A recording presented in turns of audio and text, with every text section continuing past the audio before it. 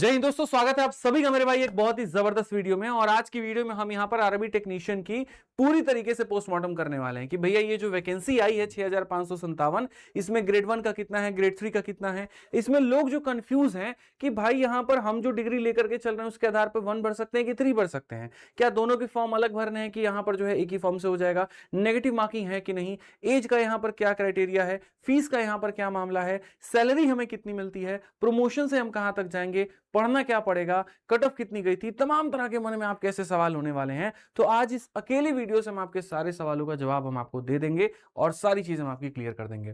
सबसे पहले बात करते हैं तो यहां पर रेलवे के माध्यम से ये वैकेंसी आती है, आरआरबी टेक्नीशियन आप इसको कह सकते हैं। इस बार की टोटल वैकेंसी 6557 है। इस 6557 में अगर हम देखेंगे तो ग्रेड 1 का जो वैकेंसी है वो 323 है और यहां ग्रेड 3 का जो वैकेंसी है 6234 है। ठीक है, इसमें अगर हम बात करते हैं तो 323 मतलब ये जो पद है ये स्टेशन मास्टर के लेवल के बराबर का पद है। लेवल 5 हम इसे कहते हैं जिसकी बेसिक पे इतनी होती है बट सैलरी लगभग इसकी डबल के बराबर हो जाती है, डीए एचआरए और सारी चीजों को जोड़ करके। और यहां पर ये लेवल 2 की पोस्ट है जिसकी बेसिक पेमेंट 19,900 है। ठीक है, क्या पहली बार इतनी वैकेंसी आई है? तो ऐसा बिल्कुल भी नहीं है मेरे भाई, पहली बार नहीं है। इसके पहले भी काफी सारे वैकेंसी आ चुके हैं जो हम आपको दिखाएंगे। बट सबसे महत्वपूर्ण जो बात है वो आपके सामने ये है कि इन दोनों के जो फॉर्म है वो अलग अलग हैं और आपको दोनों के फॉर्म अलग अलग भरने पड़ेंगे। अगर हम बात करें पहले की वैकेंसी को लेकर के तो 2024 में ग्रेड 1 का 1092 पद था और यहाँ ग्रेड 3 का लगभग 13,000 पद था, क्योंकि 4 साल 5 साल के बाद में यहाँ पर ये वैकेंसी आई थी। तो मतलब काफी समय का एक्यूमुलेटेड वैकेंसी था, जमा था, एक ही बार में आया और लगभग 14,298 पदों का जो है वो भर्ती पूरा हो गया। 2025 में मतलब चूंकि रेलवे ने यहां पर यह घोषणा कर दिया कि हम ज्यादा वैकेंसी नहीं लाएंगे लेकिन रेगुलर लेकर के आएंगे, इससे क्या रहेगा बच्चों का थोड़ा सा बढ़िया पढ़ने में मन भी लगा रहेगा और वो निराश भी महसूस नहीं करेंगे और हमारी भी जो भर्तियां हैं वो एक साइकिल बन जाएगा, पूरा हो जाएगा तो चलता रहेगा। तो जब 2025 की बारी आई तो ग्रेड 1 में यहां पर क्या हो गया, सीधा 183 पद हो गए और ग्रेड 3 में 6055 यानी 6200 के करीब में है। अब चूंकि वो हर साल वैकेंसी निकाल रहा है तो इस बार जब रेलवे की 2026 की जो टेंटेटिव वैकेंसी आई है उसमें ग्रेड 1 का 323 पद है, ग्रेड 3 का इतना है। तो पिछली बार के मुकाबले बच्चों हम कह सकते हैं कि ये बहुत अच्छी खबर है, बहुत अच्छी न्यूज है और इससे आपको फायदा मिलेगा ही मिलेगा। अब अगर हम बात करें यहां पर तो जो नोटिफिकेशन आया उसके अंदर में क्या क्या बातें कही गई, तो सबसे पहली बात तो कही गई जी फॉर्म भरने का डेट 30 जून यानी आज से आपका फॉर्म भरने का टाइम जो है वो स्टार्ट हो चुका है। आप जाकर के आरआरबी की वेबसाइट पर फॉर्म इसकी भर सकते हैं। ठीक है, कब से लेकर के कब तक आप फॉर्म भर सकते हैं? तो 30 जून से लेकर के 29 जुलाई तक, कुल मिलाकर के एक महीना मिला है, क्योंकि लाखों की संख्या में इसमें कैंडिडेट जो है अप्लाई करते हैं।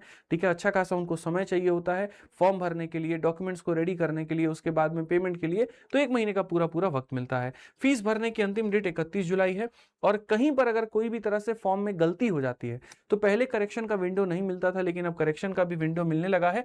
1 तारीख से लेकर के 10 तारीख तक आप इसका फॉर्म मतलब कोई भी सुधार कर सकते हैं। पहले क्या होता था, फोटो अपलोड करने के ऑप्शन होते थे तो लोग बाबा आदम जमाने का फोटो अपलोड कर देते थे और सेंटर पे जाते थे तो सेंटर वाला देख के मिलाता था तो बोलता था तुम नहीं हो, भागो। तो इस समस्या को दूर करने के लिए फॉर्म भरते वक्त में उस समय तुम कैसे दिख रहे हो उसका फोटो ले लिया जाएगा, तो सेंटर पर जब जाओगे तो भगाया नहीं जाएगा, सेम कैंडिडेट मान करके पेपर दिया जाएगा। रेलवे की सबसे मजे की बात यहां पर यह है कि जब आप इसके फॉर्म को दोस्त मेरे भरते हो तो फॉर्म को भरते वक्त में यहां पर कहानी क्या होती है, देखिए आप इसके फॉर्म को जब भरेंगे तो जो जनरल कैंडिडेट है, ओबीसी के हैं या ईडब्ल्यूएस के हैं, 500 रुपए फॉर्म भरने का लगता है। लेकिन जब आप इसका पहला सीबीटी 1 पेपर देने जाते हो तो 400 रुपया वापस हो जाएगा। अच्छा, इसमें कितने पेपर होते हैं? प्री होता है, मेंस होता है, क्या होता है? सिर्फ एक पेपर होता है और वो पेपर देकर के घर पर पहुंचोगे, कुछ दिनों के अंदर में तुम्हारे 400 रुपए वापस हो जाएंगे। और एससी एसटी या फीमेल कैंडिडेट के 250 रुपए फॉर्म के भरे जाते हैं बट पेपर देने के बाद में पैसे वापस हो जाते हैं। ऐसा क्यों होता है? इसीलिए होता है ताकि भारी संख्या में बेफिजूल के जो लोग हैं वो फॉर्म को ना भरें। अगर फॉर्म की कोई फीस नहीं होती है, लोगों की संख्या बहुत ज्यादा हो जाती है अप्लाई करने में और फिर यहाँ पर नॉन सीरियस कैंडिडेट ज्यादा होने के कारण सेंटर तो रेलवे बुक कर देती है, पैसा हर जगह लगा देती है, लोगों की अटेंडेंस मात्र 50 से 60% पहुंचती है। तो इसीलिए यहां पर यह टेक्निक अपनाया जाता है कि जब लोग पैसा देंगे तो कहीं ना कहीं गंभीर लोग ही जो है वही फॉर्म भरेंगे, बहुत ज्यादा कंपटीशन नहीं होगा, बहुत ज्यादा सेंटर नहीं बुक करना होगा, परेशानी बहुत ज्यादा नहीं होगी। तो ये इसका एक कारण है। ठीक है, तो यहां जो एज रखा गया है ग्रेड 1 के लिए वो 18 से लेकर के 33 साल तक और ग्रेड 3 के लिए 18 से लेकर के 30 साल तक। ठीक है, पहली वैकेंसी में कोरोना का मेरे भाई कहीं ना कहीं जो है वो एक रिलैक्सेशन मिला था लेकिन धीरे धीरे वो पूरा पूरा खत्म होता गया। इसमें कोविड का कहीं पर कोई रिलैक्सेशन नहीं है। अब इसमें जो रिलैक्सेशन मिलता है वो मिलता है इसके कैटेगरी के कारण। जैसे ओबीसी वालों को 3 साल का रिलैक्सेशन मिलता है और उसके बाद में एससी एसटी वालों को 5 साल का रिलैक्सेशन मिलता है। ओबीसी में भी एक बात जो नोटिस करने वाली है वो एनसीएल मतलब नॉन क्रीमी लेयर है, ठीक है। नॉन क्रीमी लेयर भी 2 तरह के होते हैं, एक राज्य सरकार पर अलग होता है, केंद्र सरकार पर अलग होता है। जैसे बिहार में अगर कोई नॉन क्रीमी लेयर है तो बिहार की सारी भर्तियों में वो अप्लाई कर सकता है, लेकिन जब केंद्र की भर्ती भरेगा जैसे कि एसएससी हो गया, रेलवे हो गया, उसमें मान्यता नहीं होता है। तो 2 तरह के मेरे भाई हमेशा कास्ट के सर्टिफिकेट बनते हैं, राज्य सरकार में प्रमाणित, केंद्र सरकार में प्रमाणित। तो यहां जो माना जाता है वो मेरे भाई सेंट्रल गवर्नमेंट के लिए जो अप्लाइड होता है वो माना जाता है। तो आप यहां पर वो वाला ओबीसी का सर्टिफिकेट है तो ही आप यहां पर जो है वो रिलैक्सेशन भी क्लेम कर सकते हैं और कट ऑफ भी आपका ओबीसी का ही लगेगा। अगर वो नहीं है तो आप जनरल कैटेगरी में काउंट होंगे और फिर जो जनरल कैटेगरी की कट ऑफ जाएगी आपको उससे नंबर लाना पड़ेगा, तब जाकर के आप क्वालिफाई कर पाएंगे। इस बात का आप यहां पर खास तौर पर ध्यान रखें। अगर हम बात करते हैं कि भाई 2 तरह के पद है, जहां पर एक पद जो है स्टेशन मास्टर के बराबर है और जो दूसरा पद है उसका लेवल 2 का नौकरी है, तो इसके लिए एजुकेशनल क्वालिफिकेशन क्या चाहिए?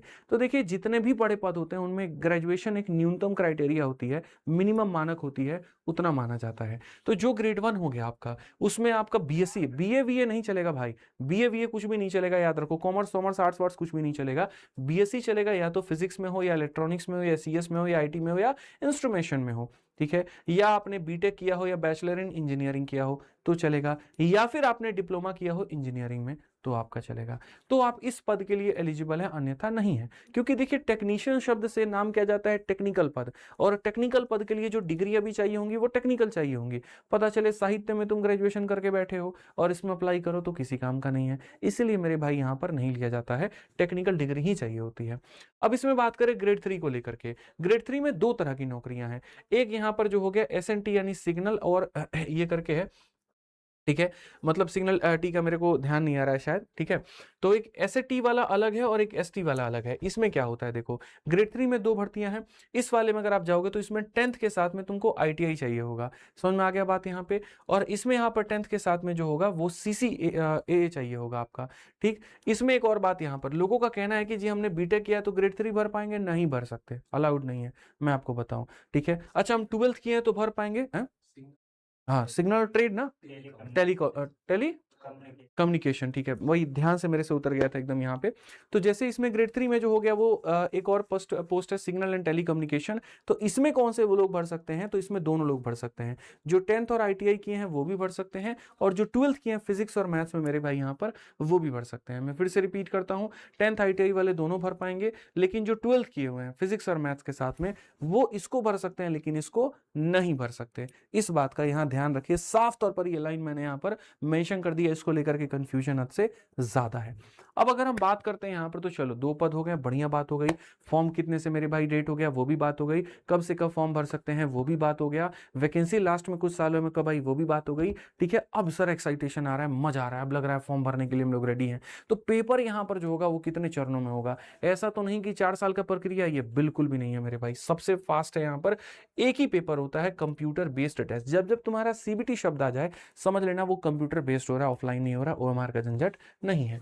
कंप्यूटर बेस्ड होता है तो 90 मिनट आपको मिलते हैं, और 90 मिनट मिलते हैं तो कंप्यूटर पर जनरली लिखने का तो काम होगा नहीं, यानी पेपर ऑब्जेक्टिव होगा, मतलब ऑप्शंस दिए गए होंगे, आपको उनको टिक करना होगा कि सही कौन सा है गलत कौन सा है। हाँ सिलेबस की बात करते हैं, कितने नंबर का होता है वो अभी हम आएंगे। जब आप कंप्यूटर बेस्ड टेस्ट का एक कट ऑफ निकलता है, मान लीजिए आप पेपर देने गए, पेपर देने के बाद में 10 लाख लोगों ने पेपर को दिया, लेकिन सारे लोगों को तो नहीं चूज किया जा सकता, तो शुरू के 1 लाख लोगों को चयनित किया जाता है उदाहरण के तौर पे, उसकी एक अपनी कट ऑफ होती है। जो 1 लाख लोग मेरे भाई कट ऑफ में आ जाते हैं तो उसको भेजा जाता है डॉक्यूमेंट वेरिफिकेशन के लिए, जी आपका आधार कार्ड के साथ में आपका 10th का 12th का और जो जो डिग्री आपने बताई है कि हमने ये किया है हमने ये किया, बस उसी को सत्यापित किया जाएगा।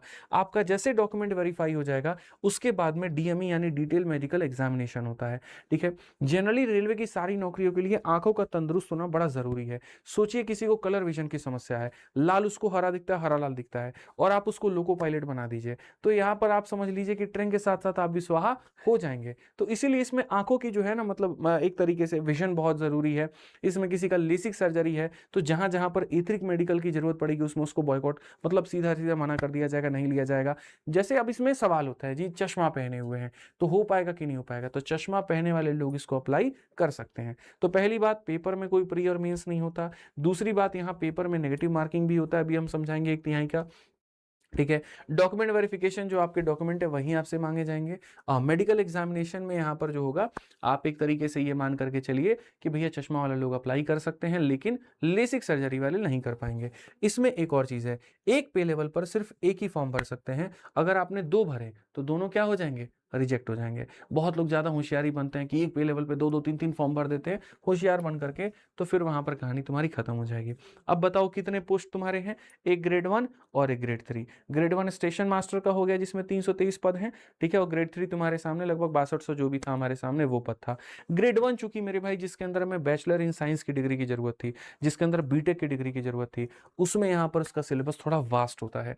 ठीक है। उसमें जनरल अवेयरनेस आते हैं तुम्हारे 10 नंबर के, रीजनिंग आता है 15 नंबर का, कंप्यूटर एप्लीकेशन हो गया 20 नंबर का, गणित हो गया 20 नंबर का, और ये वाला बहुत जरूरी है, बेसिक साइंस एंड इंजीनियरिंग। चूंकि आपका बैकग्राउंड इंजीनियरिंग का है, आपका बैकग्राउंड टेक्निकल है, तो 35 क्वेश्चन आपके इतने हो गए। कुल मिलाकर के 100 सवाल 100 नंबर के, और समय कितना मिलता है? 90 मिनट।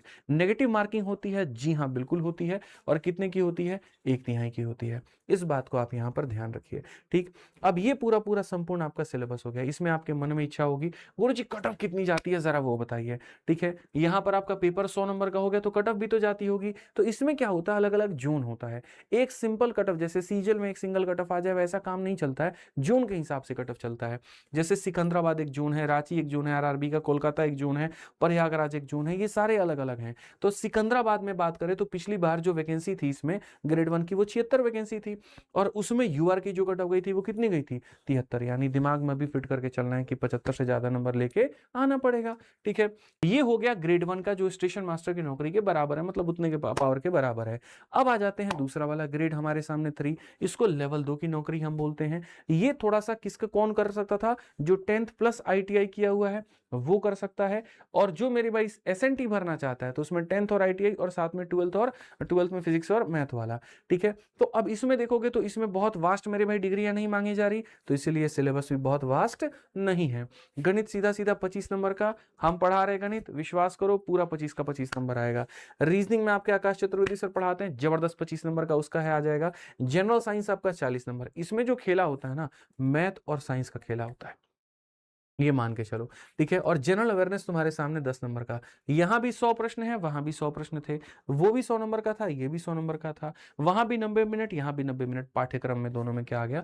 बदलाव आ गया। ठीक है। उसका कट ऑफ हम आपको अलग अलग जोन का दिखाएं, इसका कट ऑफ हम आपको अलग अलग जोन का दिखाते हैं। वहां पर भी जैसे था आपके सामने सिकंदराबाद, रांची, ये यहाँ देखो बेंगलुरु, यहाँ साउथ का हमने थोड़ा लिया, बेंगलुरु हो गया, त्रिवेंद्रपुरम हो गया, चंडीगढ़, जम्मू, श्रीनगर, मालदा, भोपाल, ये सब। यहाँ भी सिकंदराबाद है। ठीक है। वैकेंसी आपके सामने इतनी है, और जो ऑफिशियल कट ऑफ है, जैसे वहां पर आपके इसमें देखो कट ऑफ कितनी जाती है? 84 के करीब में, इतने के करीब में, मतलब आप इसमें देख सकते हो। हालांकि ये मैंने एक जनरल कैटेगरी का बताया है। ठीक है। उसमें कट ऑफ कितना कम था, इसमें कट ऑफ कितनी ज्यादा है। वहां पदों की संख्या जबकि कम थी, यहाँ पदों की संख्या ज्यादा है। क्यों? ज्यादा लोग अप्लाई करते हैं। ठीक है। बहुत कम ऐसे लोग होते हैं, देखो अब 10th पास करने वाले लोगों की संख्या आईटीआई के साथ में देखोगे बहुत ज्यादा है, लेकिन वही बीटेक वालों की देखोगे तो वहां पर क्या है? कम है। ठीक है। तो यहाँ भीड़ बहुत ज्यादा है, ये ज्यादा तैयारी कर रहे होते हैं बढ़िया से, तो इसकी कट ऑफ जो होती है वो हमेशा क्या होती है? ज्यादा जाती है। तो इसमें तो आप ये देख लीजिए, आपके सामने नंबर है, तैयारी करनी पड़ेगी।